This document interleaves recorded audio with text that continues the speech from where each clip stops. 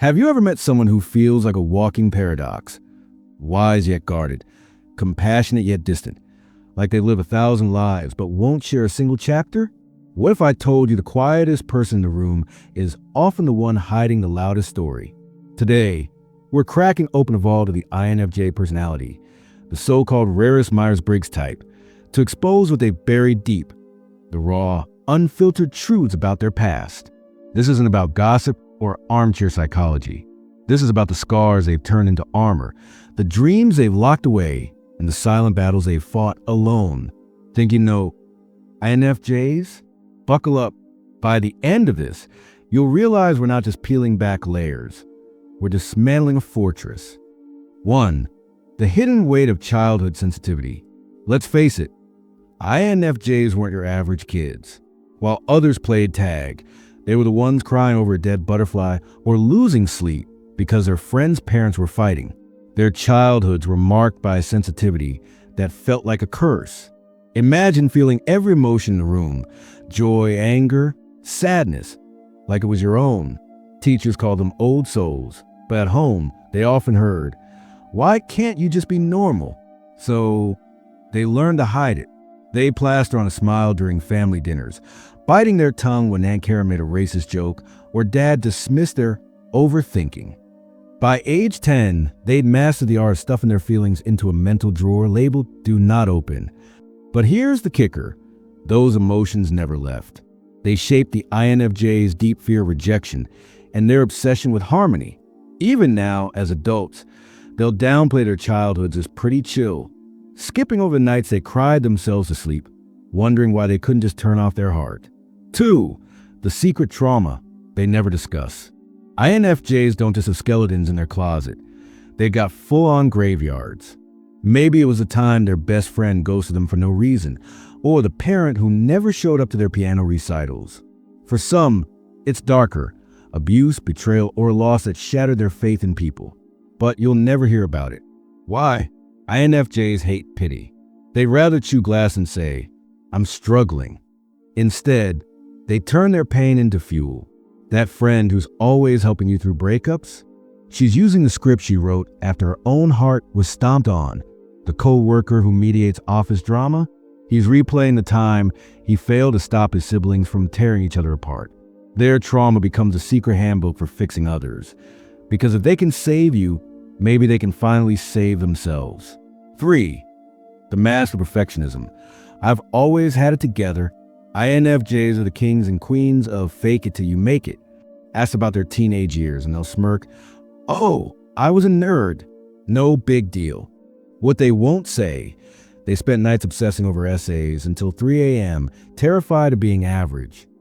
They'll joke about their emo phase, but leave out the months they wore long sleeves to hide self-harm scars. Perfectionism isn't pride, it's armor. Early on, they learned that showing weakness invited criticism. A parent's offhand, "Why can't you be more like your sister?" Or a bully's sneer, "You're such a freak," taught them to polish their flaws into strengths. Now, they'll spin past failures into inspirational quotes. "That time I bombed a job interview taught me resilience." But deep down, there's still that kid scrambling to earn love by being flawless. For buried guilt, "I could have done more." INFJs have a PhD in guilt. At 8 years old, they blame themselves for their parents' divorce. At 16, they agonize over not stopping a friend's eating disorder. Even now, if you mention you're stressed, they'll wonder, "Was it something I said?"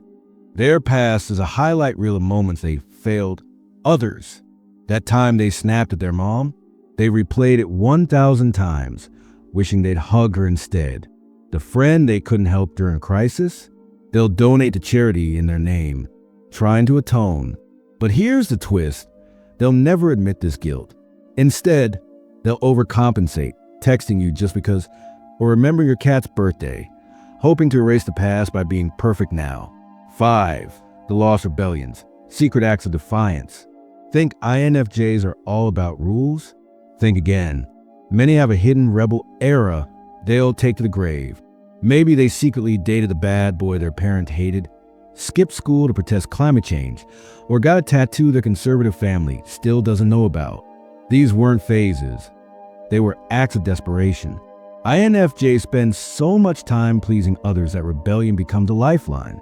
That summer they dyed their hair purple, it wasn't about the color, it was screaming, "See me." But afterward, they'll shrug it off. "Oh, I was just being dumb." Why? Because admitting they rebelled means admitting they were drowning, and INFJs would rather die than look needy.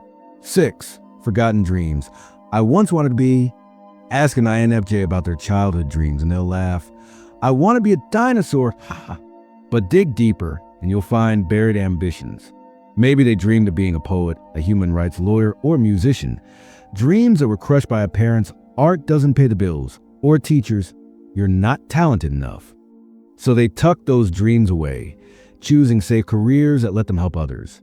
The accountant who writes novels at midnight, the nurse who paints murals on weekends, that's the INFJ's compromise. They'll call their passions hobbies, but it's really grief for the life they once dared to want. 7. The friendships they outgrew but still mourn. INFJs don't just lose friends, they perform emotional surgery. When a friendship turns toxic, they'll cut ties cold turkey, blocking numbers and burning bridges. But here's what they don't tell you. They grieve for years. They'll remember inside jokes, wonder how that person's doing, and stalk their Instagram at 2 a.m., all while telling everyone, "Oh, we just drifted." The truth? Letting go felt like amputating a limb. They'll beat themselves up. Was I too harsh? Could I have fixed it? But they'll never reach out. Why? Because INFJs would rather bleed silently than risk reopening a wound. 8. The crush that shaped their trust issues. Every INFJ has that person, the one who turned them into a fortress. Maybe it was a high school sweetheart who cheated, or the college crush who mocked their quirks. They'll downplay it. We just weren't compatible. But the truth? It broke them. For months, they dissected every word, wondering, was I too much? Too weird? Too intense? Now, they approach love like a bomb squad, slow, cautious, and ready for disaster. They'll wait months to say, "I love you," and even then it'll sound like a question. Their past taught them that vulnerability is a liability, and they're not risking heartbreak again. 9. The mentors who abandon them. INFJs idolize mentors. The teacher who saw their potential, the boss who became a father figure. But when those mentors leave, retire, or worse, betray them, it's catastrophic. They'll praise them publicly. "Mr. Smith changed my life." But privately, they're shattered. They'll blame themselves. Was I not good enough? Why didn't they fight for me? This betrayal fuels their fear of relying on others. That's why they'll mentor others fiercely, but keep mentors at arm's length. They'd rather be the hero than risk being left behind. Again, 10. The identity crisis no one noticed. In their teens or 20s, most INFJs face a silent meltdown. They'll quit their job, change majors, or shave their head, not for attention, but because they're screaming inside, "Who am I?" They'll spend nights journaling, obsessing over philosophy, or binge reading self-help books, trying to glue their soul back together. But to the world, they're just stressed. They'll emerge calmer, wiser, and armed with new identity they've carefully constructed. But they'll never admit how close they came to breaking. To admit that would scare people, and INFJs live to comfort, not alarm. 11. The success they're ashamed of. INFJs are weird about success. Win an award? They'll say, "It was a team effort." Land a dream job? "I got lucky." They'll even hide promotions from friends. Why? Because past victories taught them that success isolates. Maybe they were bullied for being the teacher's pet, or a sibling resented their achievements. So now, they downplay wins to stay likable. That best-selling novel they wrote? Oh, it's just a side project. They'd rather be invisible than risk envy, even if it means erasing their own greatness. 12. The fear of being too much. You're too sensitive. Why do you care so much? INFJs have heard it all. By 12, they knew their intensity scared people, so they learned to shrink. They'll laugh at jokes they hate, nod when they disagree, and say, "I'm fine," when they're dying inside. Their past is full of moments they spoke up, only to be ridiculed or ignored. Now, they filter every word, terrified of being too much.